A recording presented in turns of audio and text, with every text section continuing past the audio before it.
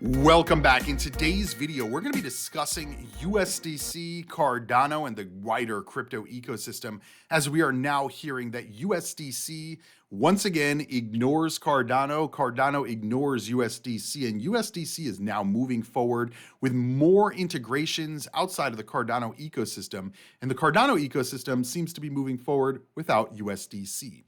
Now, as you guys know, I have extensively discussed why USDC is important on Cardano. Just type in on YouTube the Cryptoviser, USDC, Cardano, and you will see quite the conversation about USDC on Cardano. I believe that, as you guys can see here, these are all of the chains that have USDC on their blockchain. These are natively issued by Circle, the company behind USDC, Algorand, Arbitrum, Avalanche, Base, Ethereum. And by the way, Ethereum has $23 billion worth of USDC on their chain. Base's blockchain is $210 million. Avalanche, $240 million. Arbitrum, $766 million. And Algorand, $55.8 million. And by the way, there's way more chains than that. Hedera, Flow, Near, Noble, Optimism, Polkadot, Polygon, Solana, Stellar, and yes, Tron, with $456 million worth of this regulated stablecoin on their blockchain. Now, there's people in the Cardano community that say, but Cryptoviser, what about Cardano stablecoins? There's one or two stablecoins on the network right now, and there's nothing. I mean, it's like an ant compared to a giant, right? Compared to like King Kong. There's no comparison. Okay, DJED is an over-collateralized stablecoin, and it has $20 million of TVL. That means that they issue 25% of what the collateral is. It's 4x over-collateralized. So that means you take this number divided by 4, so that's $5 million of actually issued stablecoin from DJED on the Cardano network. This is nothing. I mean, I would imagine probably, you can see right here, that's how Near has $10 million, right? So maybe Near, maybe Hedera don't use USDC that much, but pretty much every other blockchain, I mean, it's a percentage of a percentage of a percentage that we're talking about that DJED has, where USDC obviously has more flow, has more cross-chain compatibility, liquidity. Guys, this is what people look for. This is what the traders look for. This is what the users of the network look for. This is what the developers and the dApp ecosystems, they look for interoperability. This is what the news cycle is about. And meanwhile, this breaking news that I saw just the other day, Circle is now going to be issuing their USDC stablecoin on the CELO network to boost real-world asset capabilities. Now, CELO is a smaller type network. It doesn't have that much kind of mainstream excitement or hype yet.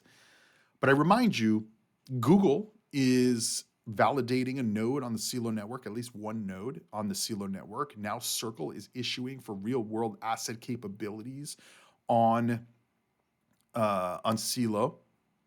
And meanwhile, Cardano, there's not even a conversation really about, the conversation is here on YouTube, about whether USDC needs to be integrated, right? And so my question as we're entering this cycle is, what does this mean for our portfolios, right? What is Circle trying to tell the ecosystem of crypto about the future of crypto in this upcoming cycle? Personally, I believe that Circle is telling us that, number one, the world of interoperability is super key. Number two, the money is going to be flowing to these ecosystems that are in a regulated and trusted environment. I get it. The underlying blockchain technology should be a trustless environment.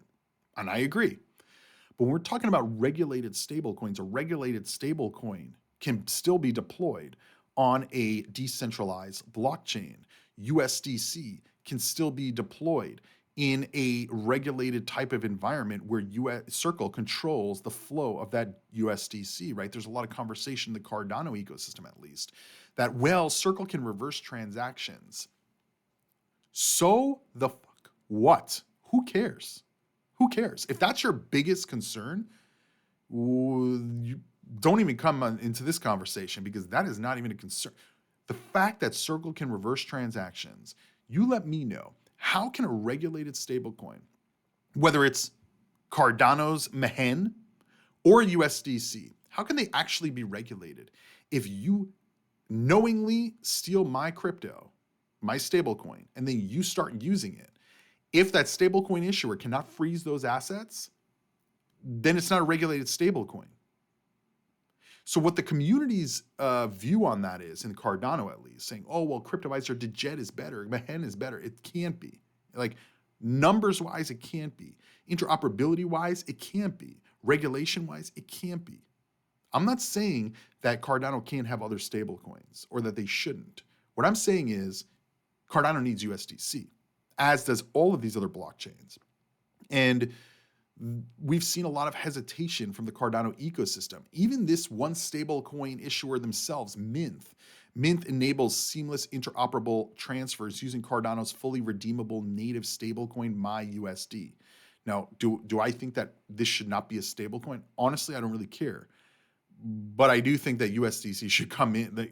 It's not a binary decision. It's not like, well, we either get USDC or we don't have any other stable coins on the network. It's like, no, that's not the way it works. You can have both at the same time.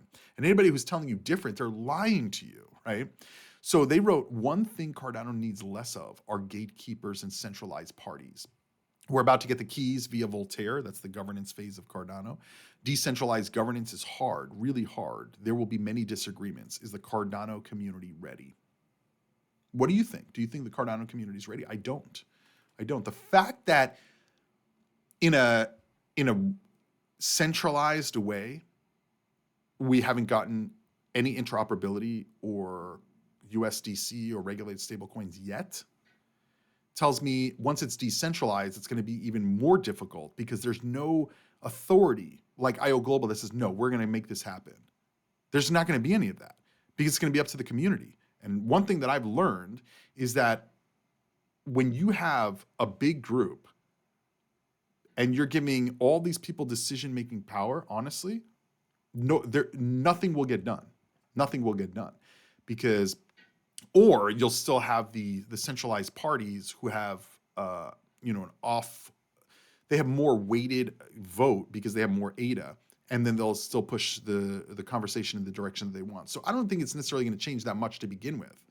But it is concerning that we're going into this cycle without USDC because I personally believe what Circle is telling us through the issuance on CELO network, through the issuance on the Base blockchain, Arbitrum blockchain, Hedera blockchain, Solana blockchain, Stellar blockchain, they're telling us that Cardano can do it.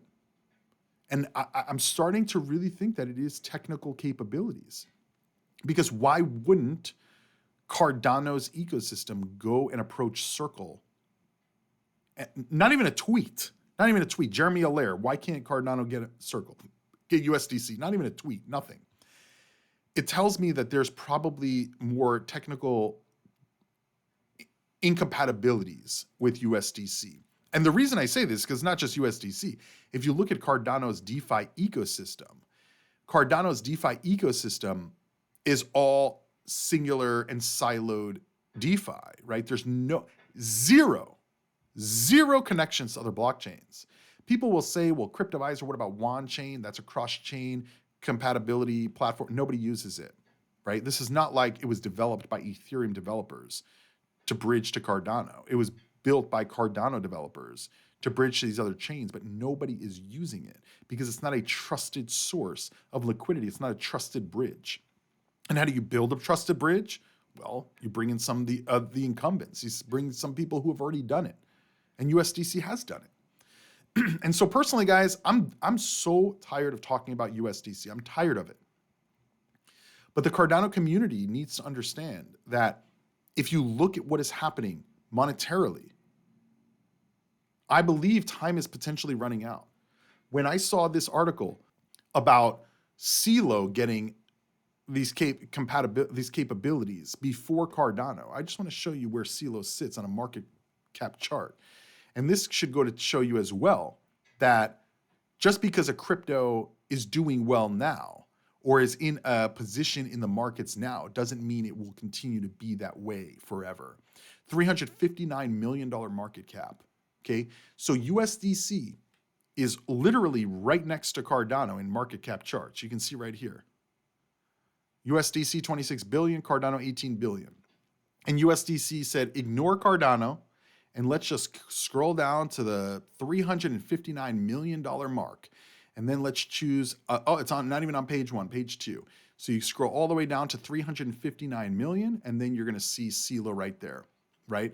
And so I'm not saying there's anything wrong with CELO. I'm just saying the fact that USDC ignored all the other blockchains before it, including the top 10 cryptos like Cardano, like XRP, that tells me that the functionality of these blockchains is probably incompatible. And if it's not, prove me the fuck wrong. Guys, I'm an investor. I'm not a tech guy, and you don't have to prove anything to me. I don't have to prove anything to you, right? I'm here giving you guys my opinions, my thesis on the market. This could be different than yours. You can disagree with it. That's fine. Being angry, downvoting my video, calling names, this doesn't change my thesis at all, right? My thesis is still my thesis. So and by the way, if this is my thesis as an investor, what do you think the developers are thinking in other ecosystems? Do you think any Ethereum developers are like, yeah, you know what? Cardano has no bridges. Let's go build one. No, they're going to be like, why is Cardano not building these bridges? And then a developer, well, let's see, maybe we can build this on Cardano. Nope, Cardano has no interoperability. There's no way to move the value or information or data or cross-chain compatible different projects, right? The same project in a different chain. Can't do any of that. So why would a developer even try to begin doing that, right? This is something that the internal Cardano community, they need to have like, I don't know, maybe come to Jesus speech with each other and talk about like what is important to Cardano, because they're building all these things, but nobody's using them, right? Nobody's using them. And that's really a shame, because this is a lot of people's hard work and money and all of this. The fix to this is interoperability. And you don't need to reinvent the wheel. All you got to do is plug and play. Go to Circle. How much money do you want? Get this native asset on Cardano and get it implemented. But that's the easy way. Why is it not being done? Again, maybe the technical capabilities are just not there, because you can see all one chain. All of these projects are just projects on Cardano. And this is very, very different than the entire rest of the crypto ecosystem, including CELO.